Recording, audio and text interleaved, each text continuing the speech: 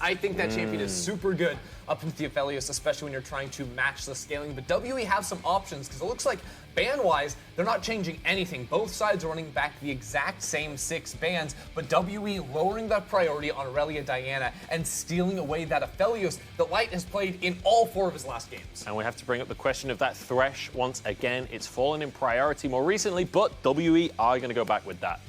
Hey, you know, it's Missing's pick too. Missing has been known for his Thresh play, and it also makes that Aphelios all the more safe. Alongside, let's say if a Syndra was to come up, anything that's a little bit more immobile in the mid lane gives them that added safety that they can play on side lanes a little bit more. I love the pick. Uh-oh, LNG hovering. They just say, hey, look, this matchup does work. It wasn't the problem with the matchup. It was the problem with the players. Problem with the players. I mean, I do think Ashe is a pretty strong pick as well and does work up against the Aphelios. You do get prio here with your volleys as well. So I'm curious to see what Light can do with it in his own hands. And then the question becomes, do you take support here and try to secure counter picks for your 2 solo lanes? Because it's entirely likely something like the Braum does end up getting locked in. But I could also see Icon just trying to get his hands on a roaming champion, although we've talked about that too, and his champion pool is so deep, you don't have to prioritize him so early on in the draft. Yeah, I know you mentioned the Rise as a possibility. It's usually pretty damn good, actually, to go into a mid lane on 3-pick and then just ban, especially with LeBlanc already off the tables. Oh no, I forgot about this. It's the Beishang special. I know Tarzan performed really well in the last game on this one, but Beishang has been known for this Olaf play. And yeah, I already talked about how effective it is versus the Ashe. The same goes for Braum. Yeah, I think it was also Beishang's most played champion during the regular season at 8 games on that one as well. So no strange to the champion, really strong early dueling. The thing I'm very surprised by, though, are the bans we're seeing here. I mean, Tarzan does have a mean Nidalee, but I don't feel like Nidalee is what this composition wants at all for LNG. I feel like you need champions that can fight and team fight a little bit better, especially when you're facing down the late game of an Aphelios. I feel like wild as well that Jax ban, isn't that just giving the game away? Surely the Viego was a flex, but if you're banning Jax, that probably says that we're taking Viego top, right? It's one of those things, yeah. It's a pretty big call out that the Viego is a flex towards Ale who's played it already. So that's the case. But I think, once again, Team WE should be happy to go up against the Viego in the jungle. I guess they understand that Tarzan is a pretty damn strong Nidalee player just historically. He's put some work into it in solo queue recently too. So let's see what the next pick is going to be. I imagine that it's going to be... I would want it to be mid lane. Okay, wow. Oh, yeah. I love TF. I love TF. Just lock it in. There we go. Yep. It's sweet. I mean, like, if you're collapsing on side lanes with an Olaf TF, that's just completely unstoppable when you're trying to look for dives. That is really challenging to work with. Now, we could end up just seeing the Silas here for Icon take it into the Twisted Fate and you steal away that ultimate and you're decently happy. I don't think, like, the rest of the ults here from WE's side are, like, that insane to try and take away. And when I was looking at jungle picks, I was thinking, like, honestly, I know the LPL doesn't love it, but, like, the Trundle could be pretty sweet next to an Ashe, but it will be an old classic for Tarzan with the Graves in the jungle as well, which is pretty crazy. I mean, up into the Olaf, it definitely does work, but I feel like there's a lot of CC and, like, the Twisted Fate and whatnot can make it really hard for Graves to actually team fight. Yeah. Going for that Graves does kind of lend credence to the Nidalee ban as well, though, right? Similar style in that you'll want to be counter jungling, you want to be getting all of that farming. Icon going to go to an old school classic as well in this Orianna. So it feels like a very different look here for LNG coming into game number 2. Yeah, and I love the extended range, the Graves and Orianna. Let's say if we get to the 15-minute mark and it's Team WE that has to fight into you in your composition, Graves, Orianna, and of course a little bit of Ashe peppering with the volley will make it difficult for the Olaf. Gwen coming in, so at least now they'll have some split pushing later on in the game as well.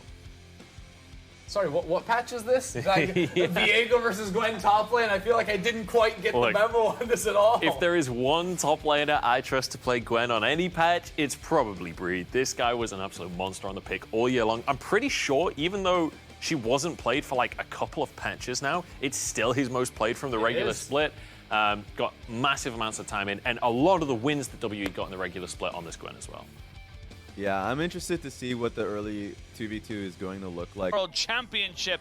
We come into game 2 now. WE looking to fight back and bring us to an even series. Yeah, and I actually like WE's composition a lot more this time around. I feel like you not only have like pick potential coming out with Twisted Fate, you have ways to attack side lanes. Don't go to... Oh, thank God. Could have been rough if Breathe, you know, walked in, but Breathe gonna stick into his Tri-Brush. But like I was saying, WE, I feel like have a lot of tools. You're also pretty decent in front-to-back team fight because you have the Aphelios, you have some peel coming out from the Thresh. Gwen as well serves as like a decent frontliner just because of the W you put out, making it really awkward for champions like Orianna or Ashe to really traverse her. To where for LNG, I look at their competence like really insane in these 5v5 team fights. But once again, you don't really have a lot of engage. You have the Ashe there. So to me, LNG's composition is still kind of about getting the setup first and letting WE walk in. But WE have the Destiny this time around. Yeah, and I want to hit on that as well. Like the Twisted Fate Olaf is so incredibly strong in the early stages, whereas like when you look towards an Orianna and Graves, it's not exactly like you have great setup there. So I feel like for Beishang and Shanks, you should have that opportunity to look towards these early skirmishes, playing off the CC lock and having that Olaf to chase people down. And that's the big thing we look at when we see RNG composition. Safe bot lane, absolutely pile everything up towards that top side. It looks like WE thinking of something very similar in this game. Keep that Aphelios and Thresh going nicely and just try and get Breathe ahead on this Gwen. Yeah, but Raz did hit on it on AD, right? The fact that level 1 nerf and just the early game nerf overall to E definitely makes her trading in the early levels not as potent. I think Ale definitely favored in this early matchup, just again from being able to spam those Qs off the 5-second cooldown, the range coming in. Also matching with the ignites, you know, both teams definitely wanting to play up towards that top side. And that's what we're seeing, right? Both junglers already pathing that way. Yeah, you can spot it there. That's one of what it's pointed out. Tarzan going from Raptors, Krugs, Red, up back towards top side. So wanting to contest Beishang and kind of using the fact you can have a faster clear to look for a full clear off this first rotation. Yeah, big moments in this game will be coming from that jungler interaction, from where they can make that level 6 work with that Destiny. Well, on the other side, we look at LNG. They got a very similar top side, but in the jungle, they're going with the Graves this time around, which had a lot of focus on the Tarzan's champion pool, and they've got a lot more just poke-orientated, or suppose, you know, safety, I should say, in the bot side with Ashe. I'm just really glad not to see the Zac. Like, when I saw that series against EDG, and JJ locks at the Olaf, you get the Zac coming through for Tarzan, it went disastrously. So it's nice that we're seeing him go towards something like the Graves, where he can match that pace, have a decent time in the 1v1 as well. It's going to be really interesting to me, though, about what he does, because I guess you have a bit of setup in top side, and again, Ale took Ignite, so typically you would want to facilitate that laner. You don't have any setup in mid in terms of Graves Orianna, not until 6 when a Shockwave can come out. That can kind of be your CC to slip the damage. All of your setup is on the bottom side, though, but when you do have the Braum, and again, you have like a Aphelios Thresh on the opposite side, it feels like it could be really hard to create any opportunity. And that's my biggest gripe at LNG's composition, actually, is Ale. Oh, Ale, he might have to use his flash here. He's kind of a little bit in no man's land, and these undertows are going to be huge. He doesn't even have a flash. You're right, he had Ignite instead, and that is first blood to WE. It's so weird, too, right? Because we actually saw LNG spot out how fast he was on his clear when he was making his way past the Raptors, so knew he was there. Seems like that's why Ale wanted to get the ward down, but we might have more shenanigans, Penguin. Oh, there's a TP coming in. We're going to see now flash from Beishang, but a flash followed by Tarzan. They're going to try and turn this one around, but there is an end of the line there to do enough damage. Tarzan almost getting very, very low, but is able to trade it back. Yeah, Ale unfortunately not able to get any of those spells across the line, so not able to pick up the assist, but nice job from Tarzan there, kind of raiding, hey look, Beishang is going to go in towards his river, let's just nab him while he's there. And to me, that's where LNG's comp actually does shine, is isolated 1v1s, right? You have Viego who's going to do well on the top side 1v1. You have Graves who can try and kite out this Olaf with the phase rush. Orianna, though not great in 2v2s, can be exceptional in the 1v1 coming out, again, just from the range, the poke you have, even the auto damage you get from your passive. So we go straight into the replay. I mean, Ale just walking straight into Beishang. Dagda, you hit it. He did have no flash. Again, I should have known that he was here, and Tarzan really having no way of following up, but at least Tarzan then capitalizing on Beishang. Yeah, I mean, you had Ale, he was going to be able to cut him off, but again, I'm agreeing with Lyric here. I don't know why Ale was going there, right? You know that he's cleared up towards this top side.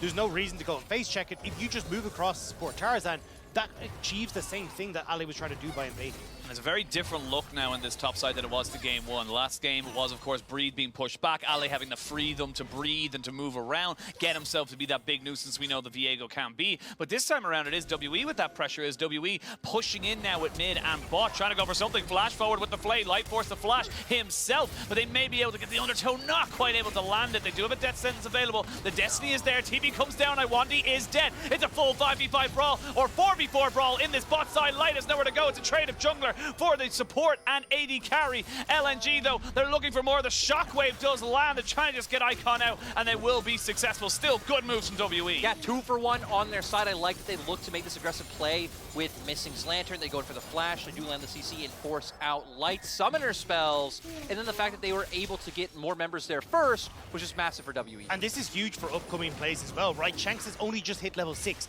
Now he's got that easy play down to the bottom TP! side. Oh, they're going towards that top side. They're just going to go with the Dragon, and they're going to try and double down on the top end here. The gold card has been locked and loaded. There it is. They have enough damage to go down. The Ignite ticking. Not going to be enough to take down Ale. The Destiny, though, maybe enough. Ale, where are you going, buddy? You got to go back. Who are you giving the kill over to? He's going to go back towards Breed because he knows that's the lower health bar. But he's dead. He's buried. It's going to be enough there for WE. Yeah, it was really nice coming out from WE. If they could have secured that kill without having to reuse the Destiny, I think that's when it would have been really scary for the side of LNG. It's like, okay, Twisted Fate roams bot, you win a skirmish, TP's top, wins the skirmish, steals the Destiny. Sadly, not having the damage there. They still were able to pick up the kill, though. In this early game, looking a lot more like the scrappy WE we know. Yeah, and they're coming out massively on top. But again, this is what I was saying. I don't really like what LNG have drafted here for the early stages. When you see how much proactivity you have on WE's side, and yes, individually you can do well, but that's not what League of Legends is right now. It's all about how you can move together, work together, and WE's comp does that so much better. I also feel like just going to the later stages of the game, right? Because LNG will be quite strong. They have the Orianna and the Graves,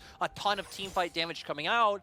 I just feel like the Destiny does so much against their composition where it doesn't really matter if LNG get on objective first or not. They can like find the positions to be able to enter river and try to contest for these plays. Especially when you look towards side lanes later on, right? Breed would be in a reasonably good spot against Ale, especially if he's getting a lot of attention from Shanks. Shanks then sets himself off against Icon, and you are just able to move around the map so much more efficiently. Even if you have Beishang playing alongside Shanks, you can start to look for dives on Icon. It becomes really difficult for LNG to try and maintain control if they are behind. And this is the pace, the tempo we talk about so much with WE. You get overwhelmed. They're just moving around so quickly, so efficiently that you just have to be able to deal with it at all times. And like we said, the EDG said we just got overwhelmed by it in our loss to them. We just couldn't deal with how quickly they were getting things onto the map. And Breed now in a fantastic position to be able to continue that further. Yeah, especially with the fact that we just saw Beishang go for a recall, so he's going to actually be making his way up towards the top side right now. I don't know if Ale was able to get his wave completely undeterred or not, but it does seem like W are trying to set up a play towards that top side right now, and you can see it didn't get completely under turret, so Ale in a bit of an awkward position. Destiny even going to be up soon for Shanks. Yeah, and he's starting to just walk it up. Ale, though, will spot him out. Oh, not just yet. Now they know he's there. They will see that the Mist is there along with a ward. The Rift Herald has been started. That's going to be 8 minutes 30 when that one gets started up. So no Dragon to trade just yet on this. And Ale going to stay up towards this top side. But again, big focus towards that top side here from WE. And LNG, they're not looking to wait for it to go down. Yeah, LNG actually just, Tarzan had to go bot to make sure they get in the push into turret so those resets can come off. But in the meantime, Beishang had already gotten his reset off. He'd already made his way towards the top side. It just opens up for WE to have the tempo to look for this objective. And now, as LNG, you just kind of wasted a lot of time. We see Lwandy and Tarzan there right now. You aren't able to make a play on the map. Yeah, and I love when you get like the Rift Herald and Twisted Fate, right? Because you end up being able to make these super aggressive plays with the Destiny following in onto that Rift Herald as well. It means that if you're playing off towards Braid on his top side, he gets a massive influx of gold very quickly, and that can swing this top lane matchup, which honestly already is looking pretty good for Braid. It's looking pretty damn solid. Again, looking at about 1,500, 1,700 gold lead here for WE very early on in this game. They're coming up in about 10 minutes and see what they want to go for. Shanks has enough for about a gold card and a Destiny, and that's exactly what he's going to go. You cannot hide in the shadows forever as Ale gets taken down. Tarzan just a little bit too slow, and they get another pick, and now Tarzan might be in a little bit of trouble. Beishang is around, but not going to be able to catch him under the turret. Beishang, though, going to take away a Krug, and that's happening. We can see bot side. You can see Elk and Missing just trying to keep Lwandy and Light away from the wave. Yeah, just, you know, doing their best. For W right now, though, this is also fine for the fact that, right, both junglers are showing top side, so when you do have the right gun combination, which it's a decent one right now, again, can get the Calibrum shot off, find some CC. They can look for a bit of a pick to try and force summoners. This is looking like the LNG Breakers, right? Very individual performers, not really having a huge amount of movement around. Even Icon, you can see there, right? He's looking more to try and deter place the moving bots. Oh, he's going to go for him. He doesn't land the undertone. If he lands that, he can 100% commit. Very lucky there for Tarzan, but he's lost his summoners now. Yeah, it's going to be pretty rough. I mean, summoners blown on both sides, so Beishang not exactly going to be able to get into fights there, but you have the TF in mid lane to be your setup with the gold card, so I don't think it's too rough from either side. Going back to Dagda's point about the more individual play style, I don't just want to keep harping on draft, but it does feel like, at least for the early game, that's the reason why we can't see LNG be more proactive and like linking up, right? You have a Graves, no CC, no setup. You have this mid lane Orianna who hasn't been able to keep the Twisted Fate at bay, and even if Icon tries to roam to match, he's always going to be so late on the play, it feels like it might just be a bigger waste of time than trying to get plates in the mid. And that's why I'm really surprised not to see the Sylas, right? The Sylas would have been a really strong pick here. You get that mid-jungle 2v2, you can work around the CC that you need, and you get the ability to match Shanks on these Destiny plays. It feels like that was kind of the pick we could have gone for. Instead, we get the Orianna, decent matchup 1v1, but you just don't have that massive global presence that really is lacking for LNG right now. And that's the big thing. You don't pick the Twisted Fate for that lane matchup. You know you're not going to be keeping up on CS that much. You're looking for global plays. You're looking to affect the side lanes. You're looking to get top and bot rolling for you.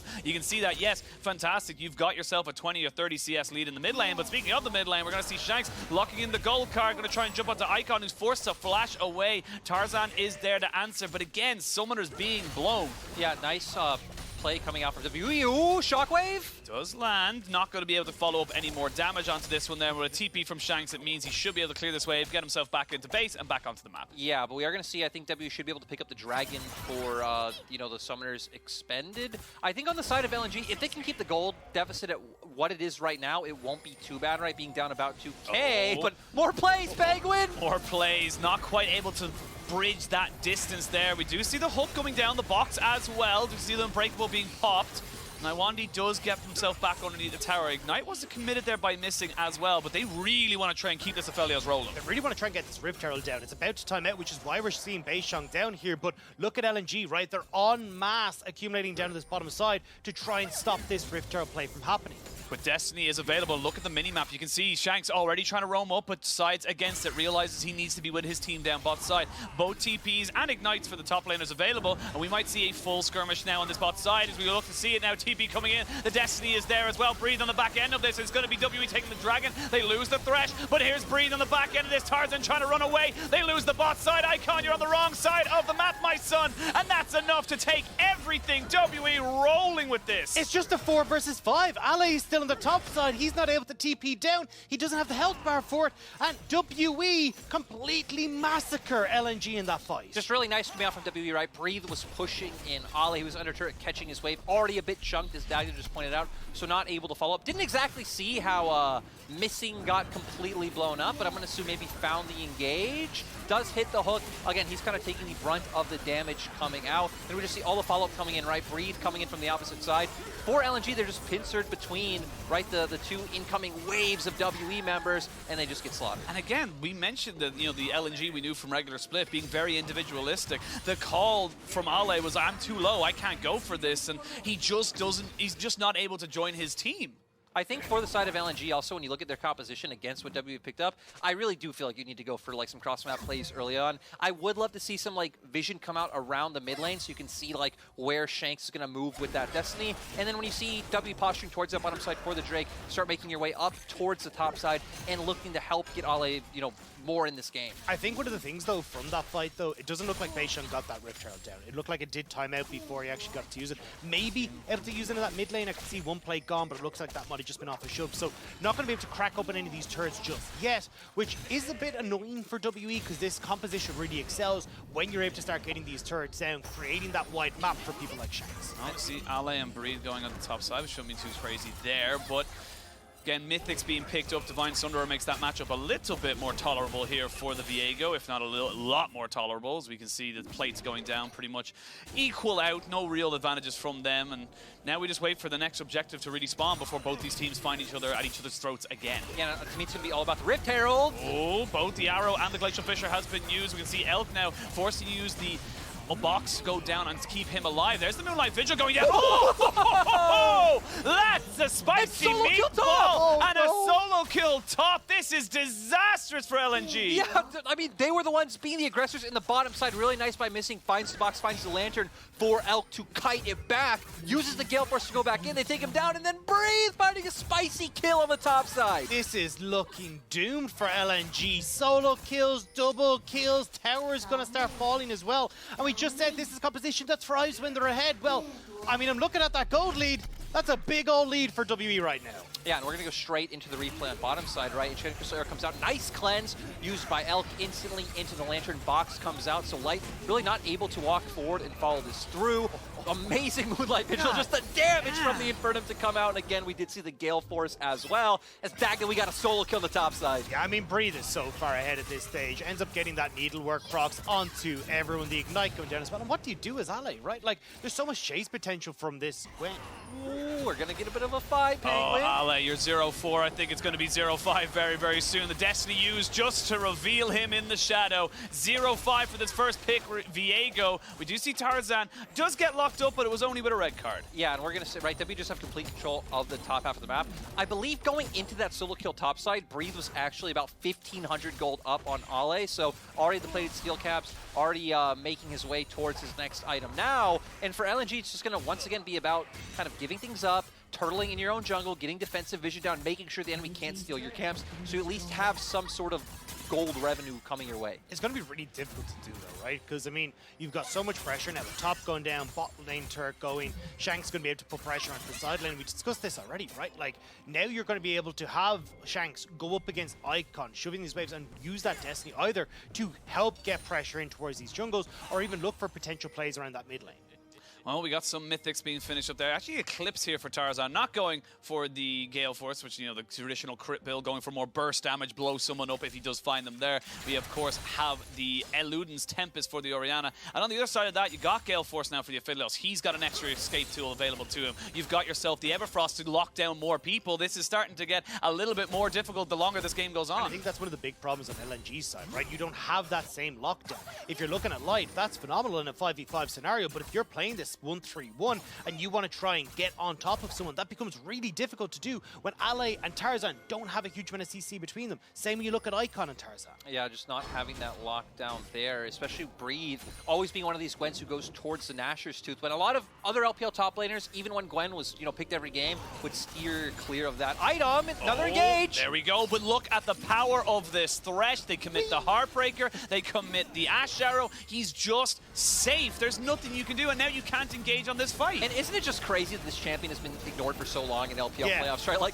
you're watching LEC, you're watching LCS, and Thresh is such a high priority, and then here across the league, it wasn't until regionals where teams really started respecting this pick. Honestly, it feels like the two picks we're seeing on WB, right? Not only the Thresh, but the Twisted Fate as well. Like, Twisted Fate is obnoxious to play against, and you see here, right, if you can get rid of Gallios, if you're not going to take the Silas into it, that map pressure is so disgusting at this level. Look at Light, he's being taken below half health underneath his turret, and again, another Lantern just to keep him 100% safe. And you mentioned the global pressure with the Twisted Fate, you mentioned the Aphelios as well. The Twisted Fate just felt like it was a Cryan one trick. That was it. Cryan played it, no one else played it. And now slowly coming into this playoffs, coming into this gauntlet, we are finding teams saying, look, we can make this work, we can work with this, and the power of a global is paying massive dividends for WE. I mean, especially for the fact that Shanks only played it once so far this split, and, you know, having the confidence to bring it out once again, adapt to what's been going on in playoffs is great to see, and I like what WE are doing right now, right? You see them choking out LNG across the map, Breathe pushed in that wave up towards top side, you saw Shanks down in bottom side, and they're taking away these jungle camps, because this is really LNG's only, like, assured gold income that they'll be getting. Yeah, I like that we're starting to see more of these global players from Shanks, though, because even when you think back to the EDG series, the Rise, having those realm warps for Baron, that was what was crucial to WE's success and being able to rotate around the map. Now we're starting to see that once again, where WE, they are just outplaying LNG in the map, and LNG just don't have any answers. Yeah, now I like what WE's doing, right? It's all about getting deep vision down top side. You know you're so much stronger than them. You can look for this fight as LNG maybe respecting and nothing, Penguin. They did respect in the end. WE doing a nice job again of stealing away all the camps, just keep using this twist, sending pressure to opposite sides of the map. And it's what we're talking about, right? It's really difficult for you to hold on to your jungle as LNG. Now, especially after that mid lane turret goes down, vision goes in, the opportunity to look for picks skyrockets. And if you ever start to find yourself out of place here as LNG, trying to keep all these waves in order, you can be assured WE are going to collapse on you. Shanks, you are a little bit by yourself here, buddy, and there are 3 members of LNG right on top of you. There's the Rift Herald into the Glacial Fissure, but on the bot side of this play, we can see Breathe. He's saying, no, you don't just get a pick without getting anything else. He's going to dash forward. He's looking for it. He doesn't even need any more damage. The Ignite's enough. It's a 1-for-1. Yeah, great to see the answer on the opposite side. I do understand Shanks, right? It is a bit of like reaction. Oh, a bunch of members show up, instantly flash, instantly pops to Destiny, but bro, you are not going to get out of that one, so just ends up wasting those tools. Still, at least LNG able to get a turret on the opposite side. Does seem like Icon will be able to match in bot before that wave does hit. We're going to go straight into the replay to see how Breathe gets this done. Yeah, and I mean, Breed's kind of been helped out by Shank's panic as well. Right now, being able to spot Ale the entire time he's in that shadow, so knows exactly where he is, gets the ignite down, and manages to finish him off. And we didn't even see, I don't even know if he had to, stack up any Qs and hit any of those, just going straight with the ults. And WE now going to try and force a Baron. They do know on LNG, Hawkshot did go down, Baron down to about 2/3 of its HP. TP coming out, that's going to be Icon, excuse me, not Ale joining in. WE, they thought about it, but good little check there from LNG. It's such a big tool down, though. The TP out of Icon means you can no longer match Shanks, as maybe Lwandy can find a pick. Oh, they're going to look for it. Shockwave is massive! And they find the 2 key carries on top of WE. LNG, and now turn for the Baron themselves. That was exactly what they've needed this whole time. Really nice fight from Icon. Like you said, they're going to get straight onto the Baron. Still have some tools up like the Heartbreaker, but W's going to contest. Breathe is around. Breathe is absolutely huge. Nashor's tooth alongside the Rift Maker, so he is the man you need to be keeping an eye on as he goes straight in on top of the pit. He's not going to try and take down this damage. You can see just with the Baron, it's Breathe versus the world, and with the Lantern all the way back out, they may be able to go in. They flash forward, they get stolen! WE get the steal, and they're looking for more. They're trying to see if they can turn this fight around, but it looks like LNG should be able to take down most of these health bars. LNG tried to get the Baron, they get the team fight, but they don't get the worm. That steal was huge. If LNG had managed to get that Baron, get the fight, and then have control of the map, they could have started looking to take over, get these team fights where they're stronger, but Beishang puts them back in their place. That's the thing, right? Honestly, that would have been so tragic for the side of WE, losing 2 members, losing out on the Baron. We're going to go straight into the replay. Nice use of Fog of War. Instantly deleted, pretty much comboing all the damage. Have Ashe Arrow as well. Looks like the collateral damage going over from Graves. And then Breathe went in quite early on this one. We are going to see, I mean, his ultimate at this point, right, just from the amount of items he does have, doing a ton of damage, instantly pulled out by missing, and then they re-combo to go back in. Does the Smite come out from Tarzan? No, Smite not even having time to come out from Tarzan. It is just Beishang who gets that down to secure the steal.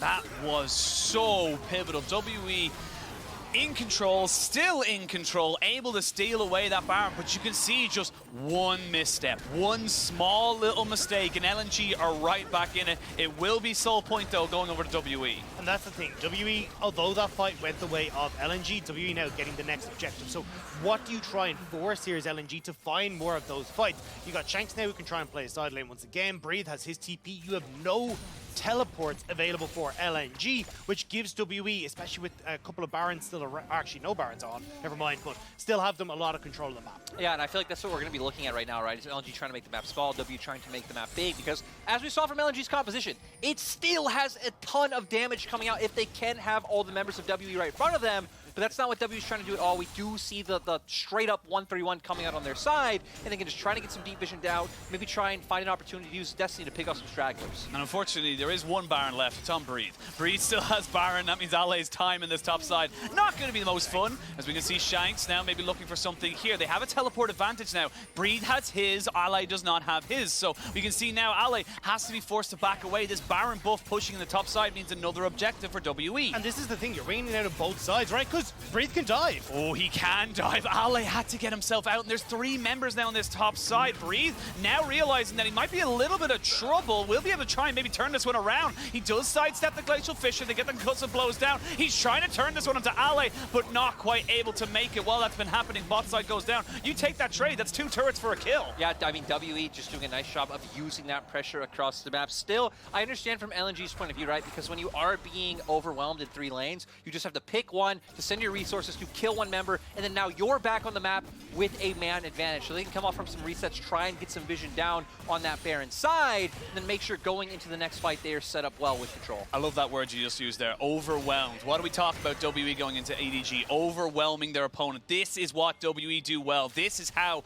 they get their games and why they were able to make the miracle run happen. They have got themselves a perfect opportunity to equal up this series, but LNG are no walk in the park. Yeah, we need to try and see LNG do the same thing again, right? Find crucial picks onto WE. See if they can play off of the Baron coming up in just over 2.5 minutes. Because otherwise, WE will just continue to out-rotate you, out-move you around the map.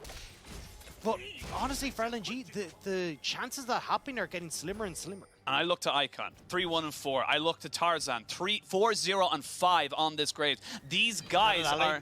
No, you know what? We'll forget about it. He's in the shadows. I can't see him. He's invisible. But looking at these guys, looking at how they were able to turn on a dime, find that pick that almost led them to the Baron, these are the players that I am looking towards for LNG to get themselves back into this game. And you're just looking at the same setup, right? You're looking at Shockwave into the collateral damage to come out to where you're going to be able to take out Shanks and Elk pretty much just in one burst.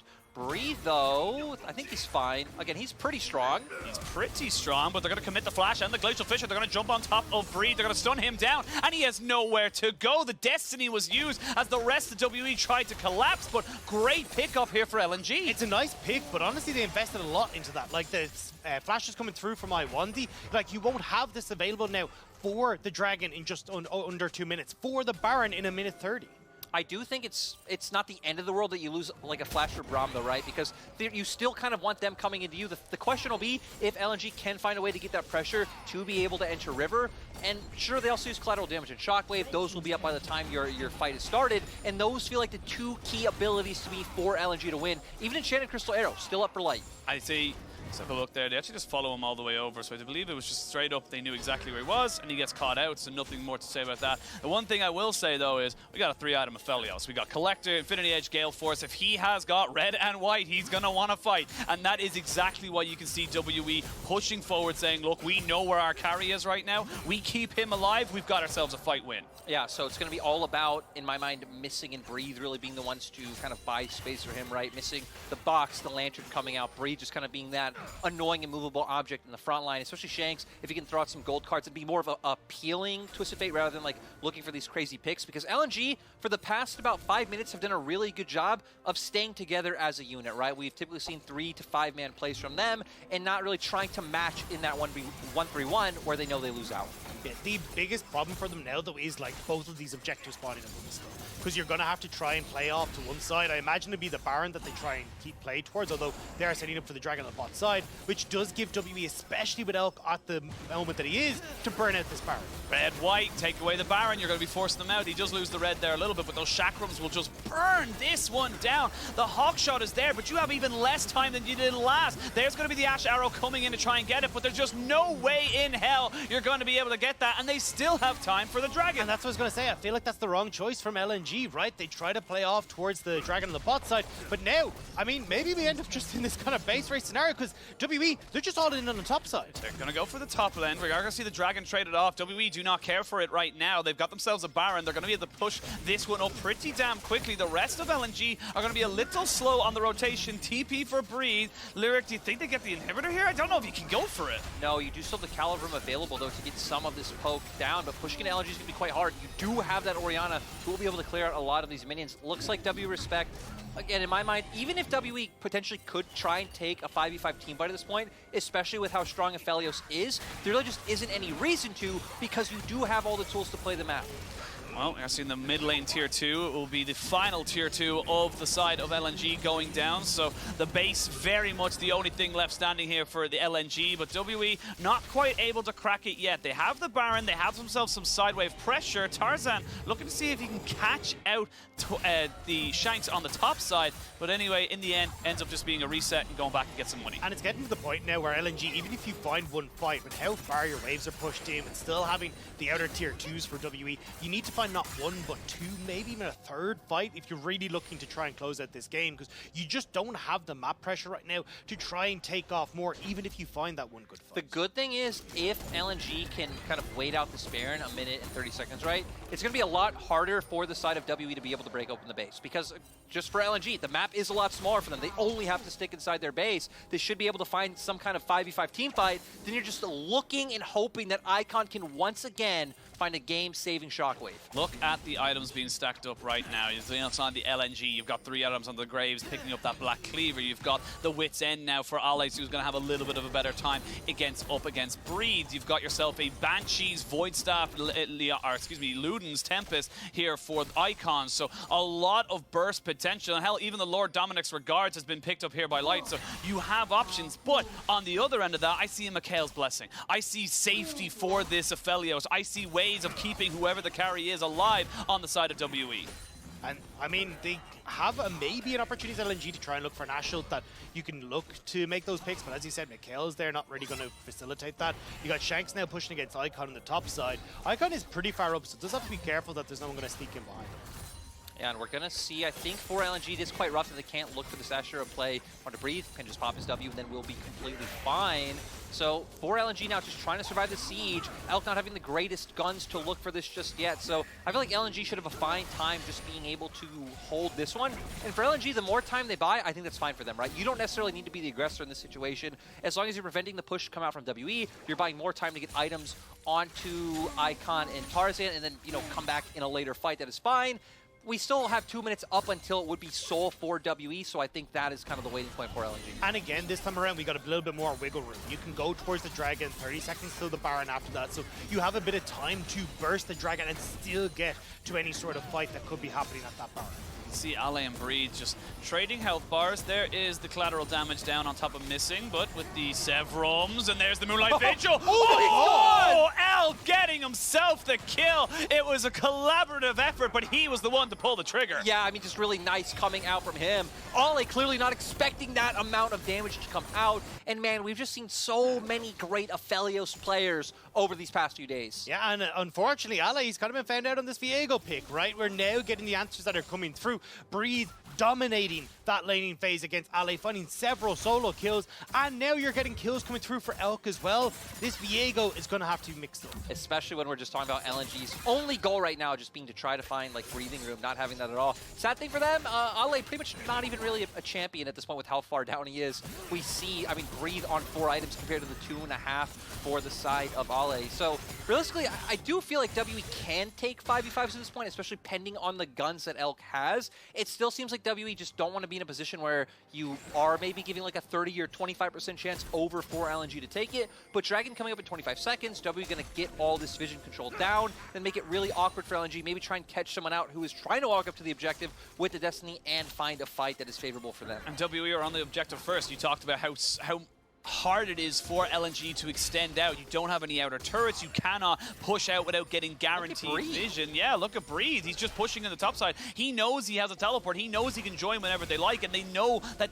LNG have not swept out absolutely all the vision. And it feels like for LNG right now, you just have to pull the trigger. With how much pressure Breathe was putting up there, but they're not going to do it. Ali's still just going to answer. He's still just going to lose out in that 1v1. Seems like Breathe instead going to use this window to make a TP play. Here we go. They're going to look for the 4v5. There's going to be the TP coming in on top of the allies. We can see Shanks now trying to get the Everfrost down. He does go golden. There is a good Moonlight Vigil, but Breathe now trying to see if he can get on top of Ali, who Heartbreakers over the wall. Ends up being a 1-for-none trade, but Summoners have been blown. And now LNG, they're trying to see if they can get back in here. They don't want to give over this Dragon, but if they lose, that could be the game. They're so low on their health bars. You can see they're using the Honey Fruit Icon saying, look, I need all this. Light saying, I'll take one more as well. There we go. Dragon down to about 3,000 HP. Tarzan being jumped on top of, which means that the Soul will go over to WE. They did lose the fight, but they got the objective. Still, I'm surprised WE weren't willing to be more aggressive in that, even if it is a 4v5. Like you said, everyone is 50% HP or less. You really don't have that many ultimates available. Looks like only the Enchanted Crystal Arrow was up, but WE just trying to play the map-focused game. Even Baron is up, so instead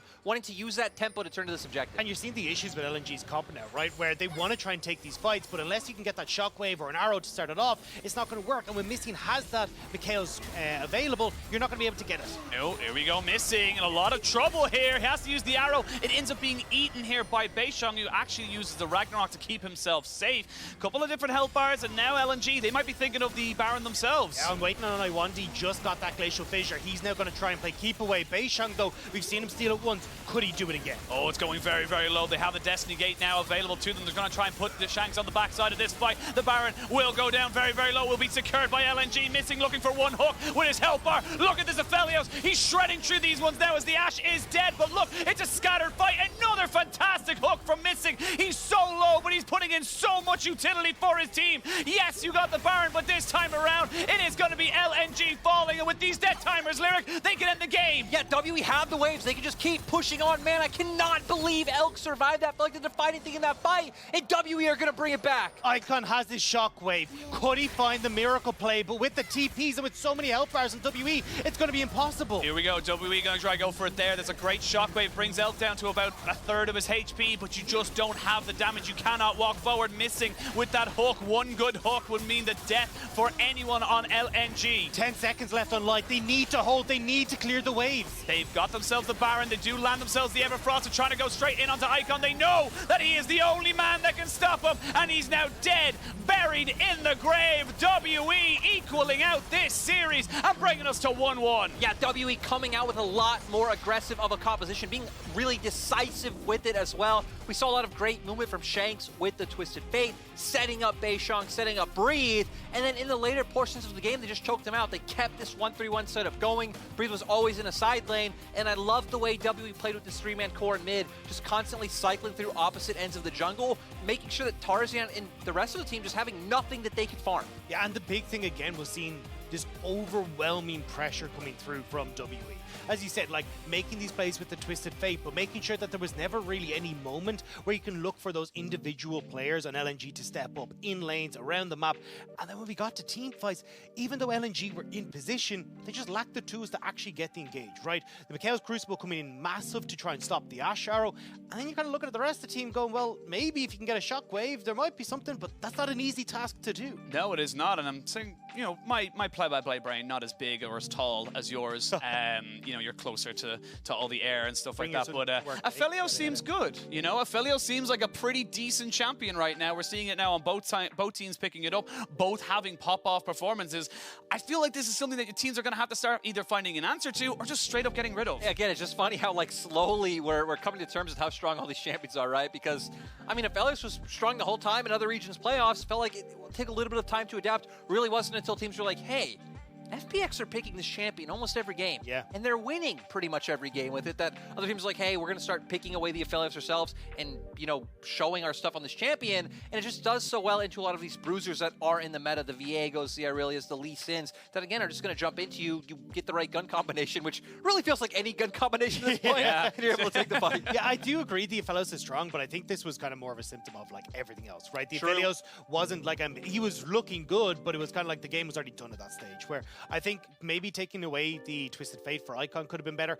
I definitely want to see the Silas. I want to see something that can match this. I don't understand why you go for the Orianna. Just like, hands off. Yeah, go.